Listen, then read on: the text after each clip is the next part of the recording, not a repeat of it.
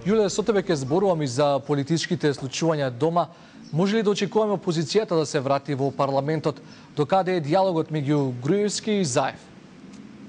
Ѓурѓи, како што е познато, преговорите меѓу власта и опозицијата заглавија околу едно клучно барање. Условувањето со техничка влада од страна на лидерот на социјалдемократите Зоран Заев според власта и премиерот Груевски е нешто што не може да биде исполнето.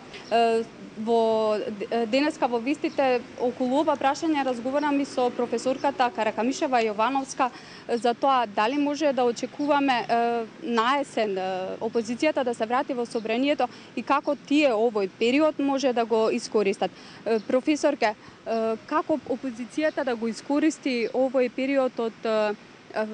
3 месеци речиси, колку што им оставено до верификација на оставките на претениците, имајќи предвид дека и понатаму продолжуваат повиците од меѓународната заедница за враќање на опозицијата во собранието и да бидат конструктивни? Дефинитивно единствено решение во кое што опозицијата ќе може да покаже поголема конструктивност е токму да се соземе самата себе си и да почне да тера конструктивна политика која ќе ги стави настрана сите овие негативни страни на нивните политички действувања, кои видовме дека нанесоа не само штета за имиџот на Република Македонија, туку и штета за севкупните процеси, економски, социјални, културни и така натаму процеси во државата. Имам чувство дека политиката и власта, посебно власта, сака да направи одреден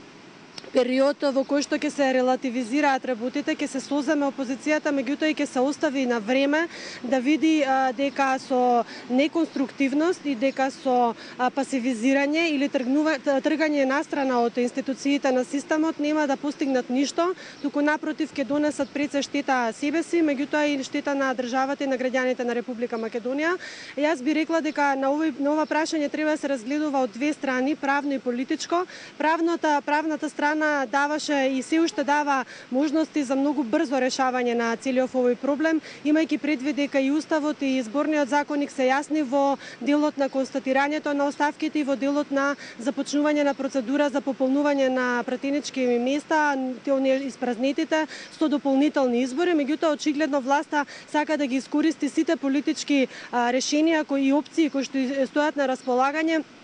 да се едноставно по пат на диалог и по пат на некаков вид на компромис да се изнајде некаква формула која што би била добра за интересите на сите граѓани на Република Македонија. Меѓутоа, доколку и после летото опозицијата и понатака остане на ставот на бојкот, мислам дека треба да се затвори вратата на отворената врата и ширум подадената рака за политички диалог и дека треба Македонија да продолжи на патот на вистинска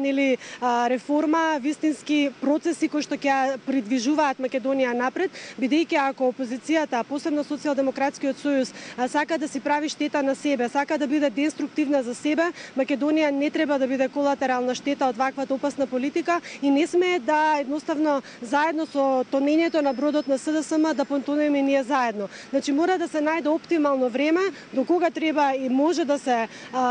нудат политички решенија, до кога може и треба да биде отворен политичкиот диалог. Се колку повеќе се растегнува тоа време, може да биде штетно за Република Македонија.